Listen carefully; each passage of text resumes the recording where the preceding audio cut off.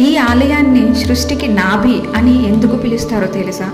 కంచి కామాక్షి దేవాలయం సతీదేవి యొక్క నాభి భాగం పడిన అత్యంత ముఖ్యమైన శక్తిపీఠం.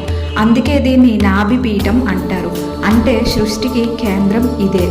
లోక కళ్యాణం కోసం ఆదిశంకరాచార్యులు ఇక్కడే అత్యంత శక్తివంతమైన శ్రీచక్రమును ప్రతిష్ఠించారు. ఈ చక్రం శక్తితోనే అమ్మవారు ఈ ప్రాంతాన్ని శాసిస్తున్నారు. కంచి నగరంలో శివుడికి భార్యగా పార్వతీదేవికి ప్రత్యేక ఆలయం అంటూ మరొకటి ఉండదు. ఎందుకంటే కామాక్షిదేవి ఒక్కటే ఈ మొత్తం కంచి నగరానికి అధిష్టాన దేవత.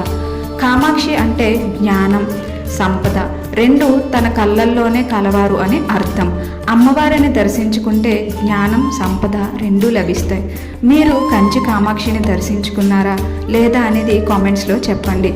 అలాగే తరువాత ఏ శక్తిపీఠం గురించి చెప్పాలనుకుంటున్నారో కూడా తెలపండి. అలాగే మరిన్ని అద్భుతమైన వీడియోస్ కోసం మన ఛానల్ని సబ్స్క్రైబ్ చేసి వీడియోని లైక్ చేయండి.